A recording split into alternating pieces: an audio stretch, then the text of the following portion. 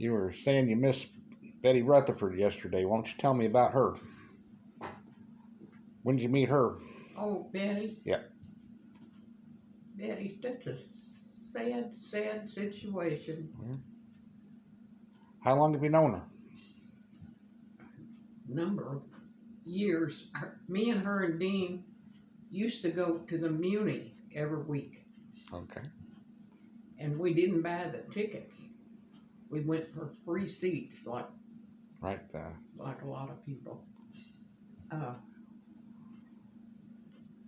Betty drove. Dean rode. And I took our supper. Okay. Because you're going to be sitting there on the grass for a long time before you can. So they bought the gas and you bought the food. Mm-hmm. Yeah. And then we waited until they opened the gate so we could get in, and we ate our supper together. Okay. And then we watched the show. But how long have you known them?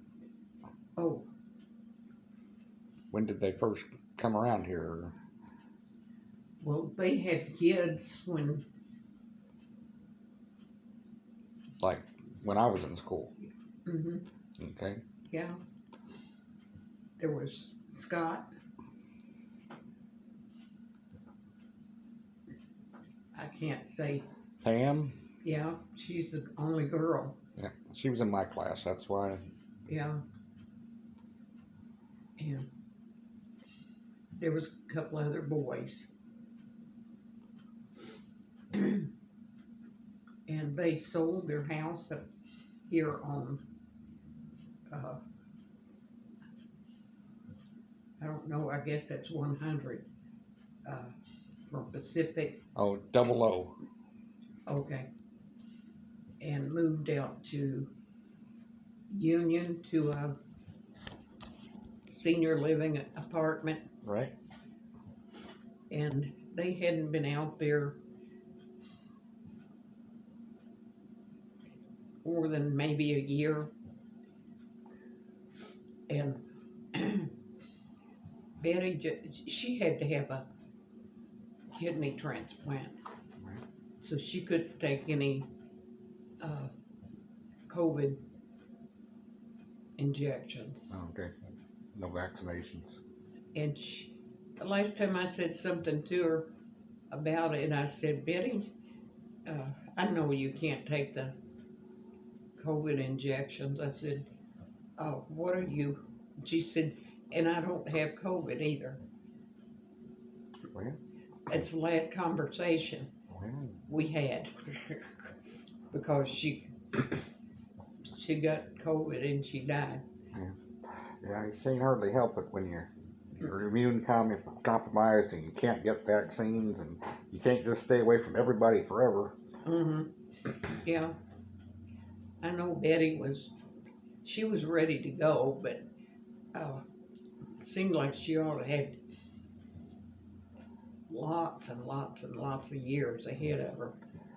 How long you guys been doing quilting and stuff and taking out, what is that? What's the name of your quilting lady out here? And the lady that does the quilting? Oh, yeah, that Norma. Norma. How long you and Betty been going to Norma's together? Well, I tell you what, I introduced Betty to Norma. Okay. I didn't know Norma, and you'd laugh when you know how I know Norma. Okay. Tell me that story. Yeah, well, when they was tearing down my house over on the other end of town,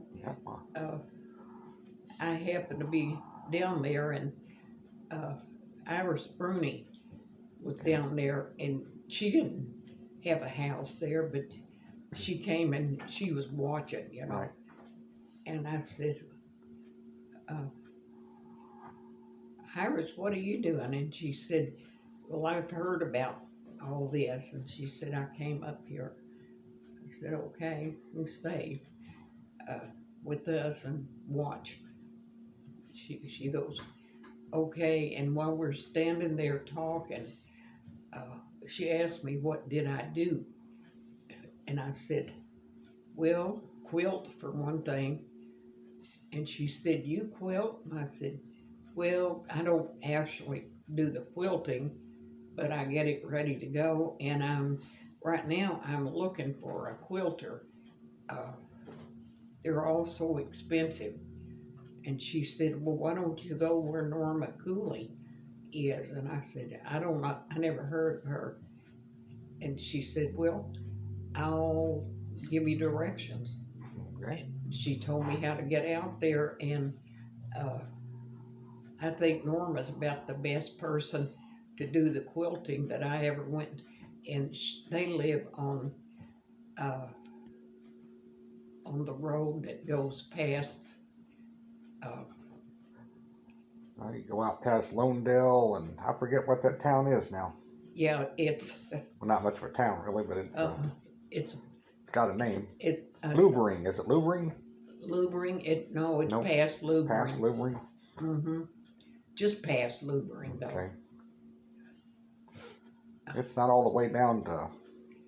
Yeah. Okay, yeah, I don't remember. But anyway, Iris Bruni introduced me to Norma, Okay. and she gave me Norma's phone number so I could call her. Okay.